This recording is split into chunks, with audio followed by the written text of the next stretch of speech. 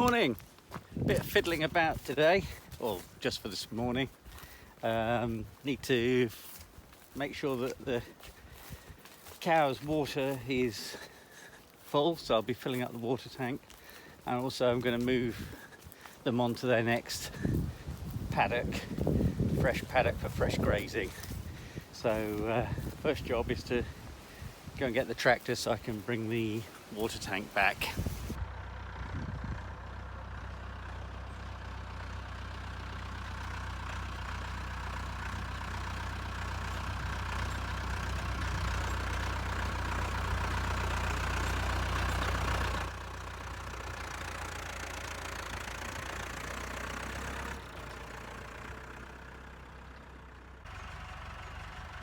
Right, so there they are. We'll call them into the next paddock and get the fences ready for it all and see how we go.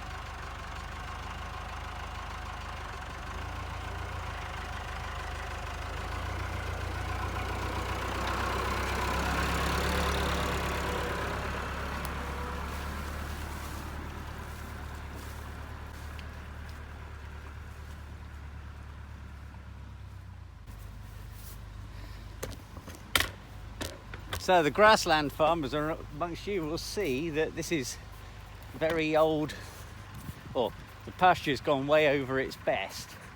That's partly because we were trying an experiment in sort of some regenerative grazing. It's easy for you to say, regenerative grazing. So the idea is you let them into much longer grass they would normally, so that we are prepared to waste a bit, so that, and what gets wasted gets trodden into the ground. It's like that, and that is supposed to help sequester carbon. And the other thing was, it was so dry when this was sort of potentially ready for cutting grass and making hay, there was nothing very much here, so I thought, right, we'll just let it go. And if you can, and the cows quite enjoy being let into long grass. We've found that we haven't had any eye trouble, which sometimes you get with cows if they're on dusty short grass, and it's a bit cooler as well at the bottom of the sward, so it protects the soil a bit, supposedly.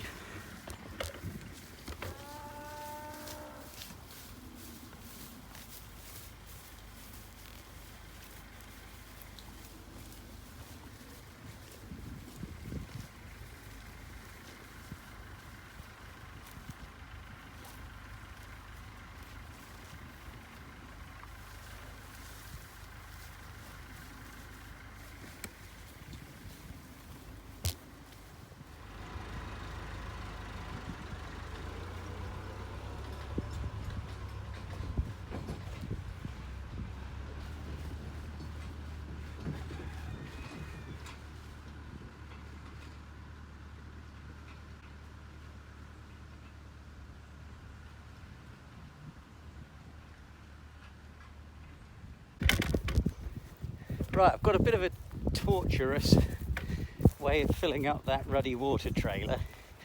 It's basically an old borehole that's pretty much on its last legs that I've managed to run some power to and alter where the pipework runs so that it now comes out near a shed, which you'll see in a minute. So hopefully if I turn the water on there and the hose pipe stays where it's meant to stay, we'll start to get some water into the water tanks on that homemade trailer of mine. We'll go and take a look at it.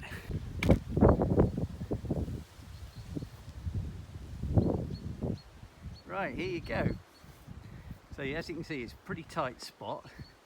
Just about got the tractor in next to the cobbled together water system. The pipe's dripping. That's good. That means there's actually water coming out. If you can see it up there, dripping down. Yeah, so this is my homemade water trailer.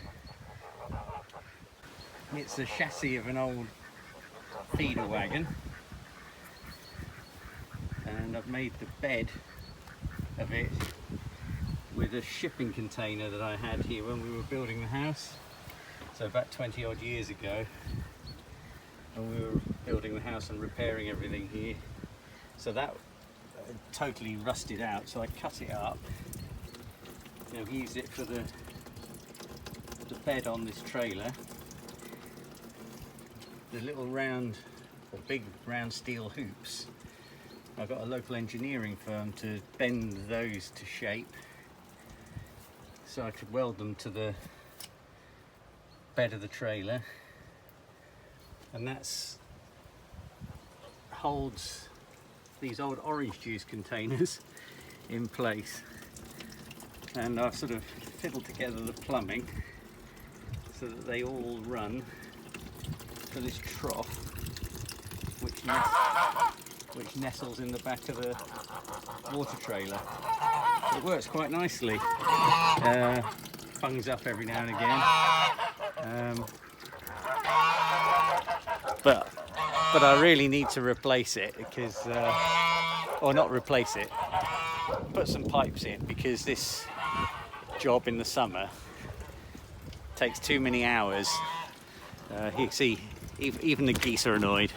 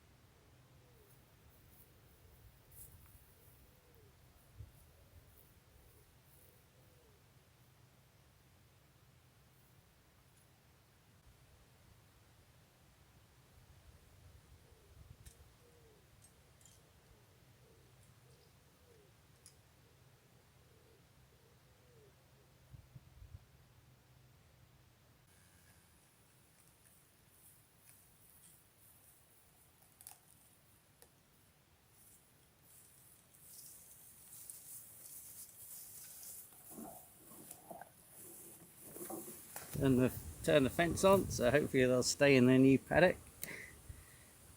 It's clicking away.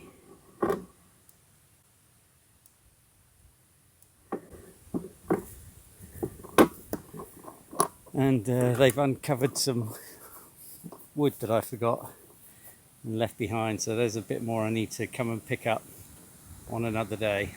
There's some ragwort appeared in the field here, and it's poisonous to animals, so I'm just going to spend a bit of time pulling some of it out.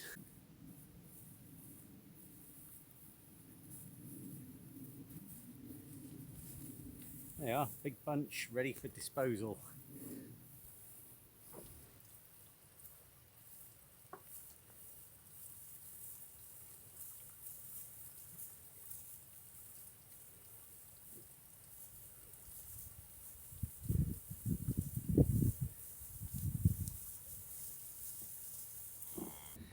So you can see it looks incredibly wasteful, doesn't it? It's very rare to see cows up to their bellies in grass, particularly old hay stuff like this. But I think more people are trying it. You can see this is what they've come off. They've actually cleared it up amazingly well. The dung is quite thick on the ground, and there's a nice mat